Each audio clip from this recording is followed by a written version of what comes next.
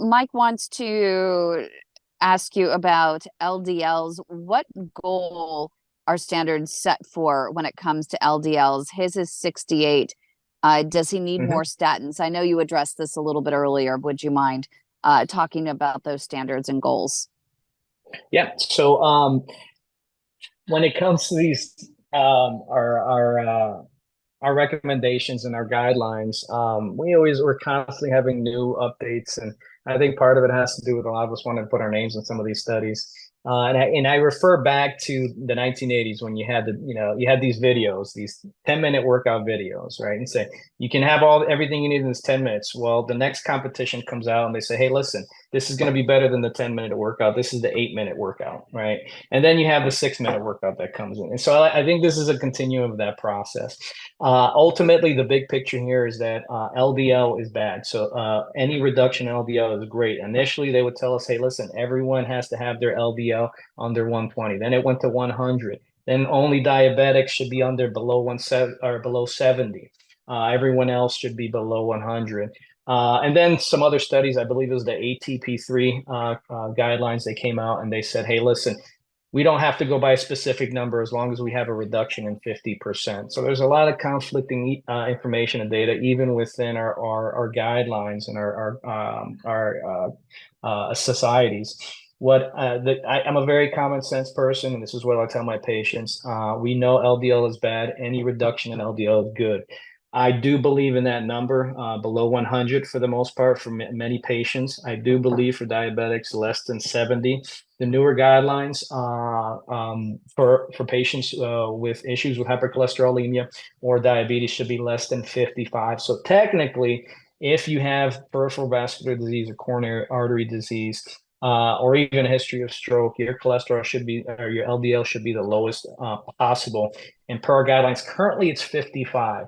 I'm still a 75% person myself. I think if we can get you around 70, I think we're good because, like in Nancy's case, I think, it's going to be difficult to get you past that. But I think with that Mm-hmm. reduction, that percent reduction, number one, but also getting you to that number reduction close to 70, I think that's actually really good for you.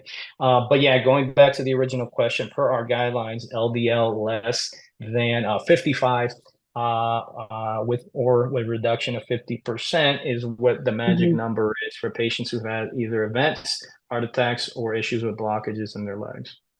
And Marcia wants to know, can LDLs be too low? She's at 38.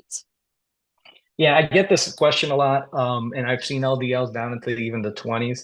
I have not noticed any significant side effects. I think bad cholesterol is bad cholesterol. I think you need some degree of it or some amount of it. But there's some research going on right now about lower LDLs. But my take currently is that the lower the better. If it's 38, that's great. That's perfect. That's where we want it to be. Now, I probably wouldn't be any more aggressive than that, add any other medications, because we just don't know. But I think, yeah, the lower the better. And there's really no documented or significant large scale side effects that are associated with having an LDL that low. And Douglas wants to know, what is the difference between HDL and LDL cholesterol? It's great. So it has to do just kind of putting it in a context where we all can understand. Cholesterol has you have your total cholesterol, which is a combination of all the different cholesterols that we can measure in your blood. The triglycerides, which are the fats in your blood.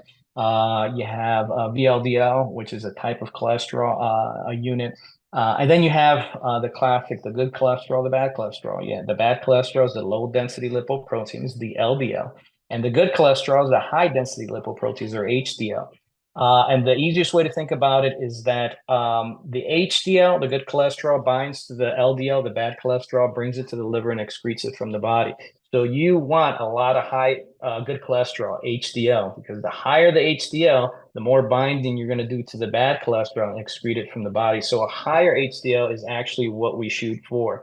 There's not a lot of things that increase your HDL naturally, though. Even medically, there's not a lot of things that increase your HDL, and so it's a difficult area. And there was a lot of research in the late 90s and early 2000s going into how do we increase HDL, and there are things like omega acids and certain types of fish, the omega acids, but But these are very therapeutic doses, higher doses that actually help to increase that. But the difference is the HDL is good, LDL is bad. HDL binds to the LDL, takes it out of the body. So the higher the HDL, the better.